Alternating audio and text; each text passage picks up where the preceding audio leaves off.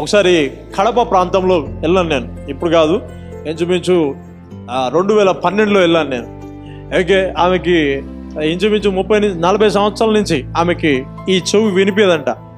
ఇది ఒక్కటే, అది కూడా కొంచెం వినిపిస్తుంది.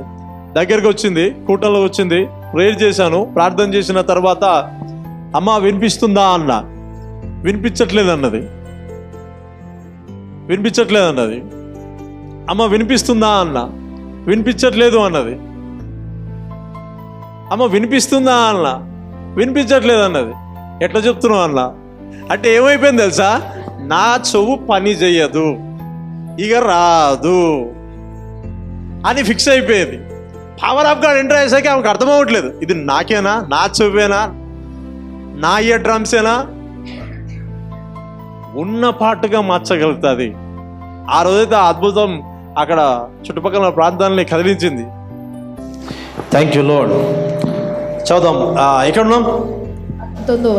19వ వచనమా? రైట్, కొంచెం వాయిస్. యెహోవా యందు దీనులకు కలుగు సంతోషం అధికమగును, మనుషులలో బీదులు ఇశ్రాయేలు యొక్క పరిశుద్ధ దేవుని యందు ఆనందించెదరు. బలాత్కారులు లేకపోదురు. అర్థమైంది ఒకనా? గాడ్స్ పవర్ ఎంటర్ అయితే ఇలా నేను ఇబ్బంది పెట్టే వాళ్ళు కనిపించనంట. ఎందుకు తెలుసా? భయము వణుకొస్తుంది. నీ దగ్గరికి రావాలంటే ముందు గాడ్ని టచ్ చేయాలా. గాడ్ని ఎవరు టచ్ చేయలేదు కాబట్టి నిన్ను కూడా ఎవరు టచ్ చేయలేదు. అందుకే నిన్ను ముట్టిన వాడు డిక్లేర్ చేసిన గాడ్, అంతే. నువ్వు బిలీవ్ చేయాల్సింది మనుషుల్ని కాదు, నువ్వు బిలీవ్ చేయాల్సింది గాడ్ జీసస్ క్రైస్ట్. ఏమేం చదువుదాం. పరిహాసకులు నశించెదరు, కీడు చేయ యత్నించువారు ఒక్క వాక్యమును బట్టి. తీసుకుంటే ఇగో ఇలాంటి వ్యక్తులందరూ నీ నుంచి దూరంగా పారిపోతారు. అందుకని ఏం చేయాలి తెలుసా?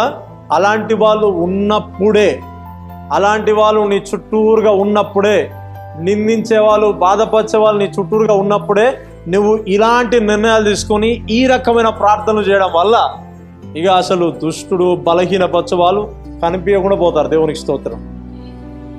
హల్లెలూయా.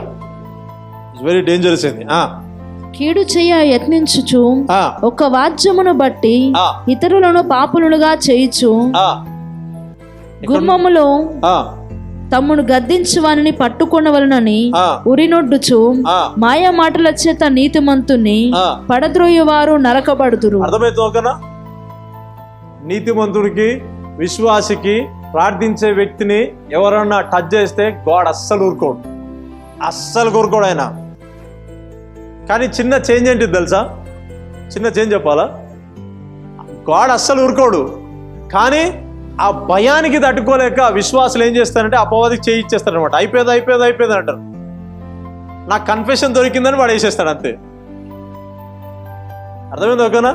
నాకు ఎక్కడో మరణకరమైన మాటలు వినిపిస్తున్నాయని వాడు వచ్చేస్తాడు, అంతే.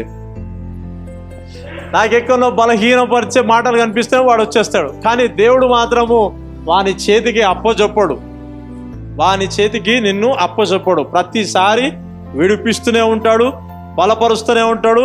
నీ స్థాయిని మరలా పెంచి వాళ్ళని తొక్కే స్థాయికి ప్రభు తీసుకొస్తాడు.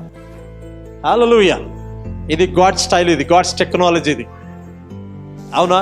శ్రమ రావడం పోవడం ఇది కాదంట, దాన్ని తొక్కే స్థాయిలో దేవుడు పెడతాడంట. That is God's power. దేవుని శక్తి యందు నీవు విశ్వాసం ఉంచగలిగితే, నమ్మగలిగితే, ఆహ్వానించగలిగితే ఇగో ఇలాంటి గొప్ప కార్యాలు ప్రభు జరిగిస్తాడు. చదువుదాం 22వ వచనం, ముగిద్దాం. అందుచేతను అబ్రహామును విమోచించిన యెహోవా యాకోబు కుటుంబమును గూర్చి ఇలాగు సెలవిస్తున్నాడు, ఇక మీదట యాకోబు సిగ్గుపడడు. హల్లెలూయా. మీ గురించి మాట్లాడుతున్నాడు. హల్లెలూయా. యాకోబు సిగ్గుపడడు. ఎందుకు? God's power is available.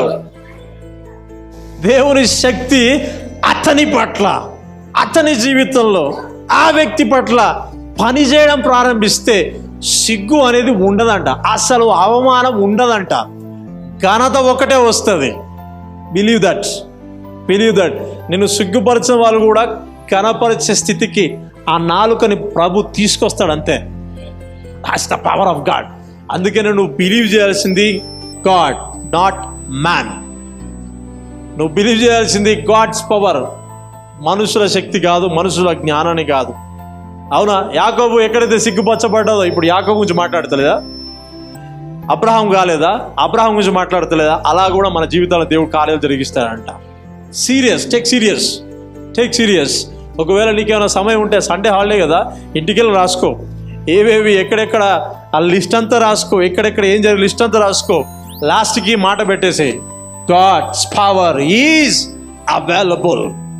హల్లెలూయా. నిజంగా దేవుని శక్తితో మనం పెట్టుకోలేమండి. ఏ మానవుడు, ఏ నరుడు పెట్టుకోలేడు.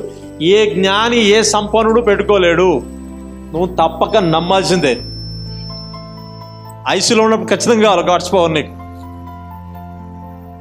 అవునా? ఎవరైతే దేవుని శక్తిని వ్యతిరేకిస్తారో, నిజంగా ఒక మాట చెప్తా, ఐసీలో ఉండి కూడా నా కోసం ప్రార్థన చేయమంటారు. అవునా కదా? ఎంత మూర్ఖుడైనా ఏం చేస్తాడు? అవునా? ప్రార్థన చేస్తే ఏమవుతుంది?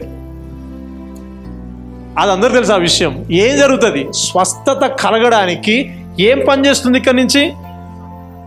ఇది లేకపోతే స్వస్థత అవుతుందా? అందుకే స్వస్థత కార్యము జరగాలన్నా, విడుదల కార్యము జరగాలన్నా, విత్ గాడ్స్ పవర్. ఆమేన్.